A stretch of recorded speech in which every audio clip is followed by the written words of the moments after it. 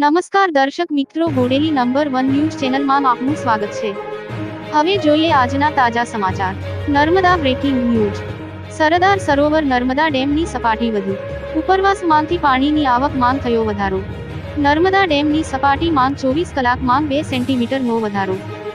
હાલ નર્મદા ડેમની સપાટી 138.61 મીટર પર પહોંચી। નર્મદા ડેમની મહત્તમ સપાટી 138.68 મીટર છે। નર્મદા ડેમ જેની મહત્તમ સપાટી પર પહોંચવા માત્ર 7 સેન્ટીમીટર બાકી। નર્મદા ડેમના ઉપરવાસમાંથી 81,260 ક્યુસેક પાણીની આવક અને નર્મદા નદીમાં કુલ 80,000 ક્યુસેક પાણીની આવક। નર્મદા ડેમના 3 દરવાજા 30 સેન્ટીમીટર ખુલ્લા।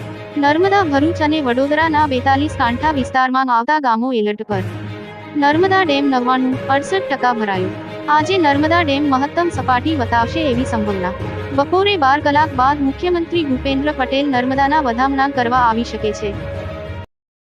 અવનવા રોજબરોજના સમાચાર જોવા માટે જોતા રહો બોડેલી નંબર 1 ન્યૂઝ ચેનલ। અને જો આપે અત્યાર સુધી આ ચેનલને સબસ્ક્રાઇબ ન કરી હોય તો સબસ્ક્રાઇબ કરો અને શેર કરો।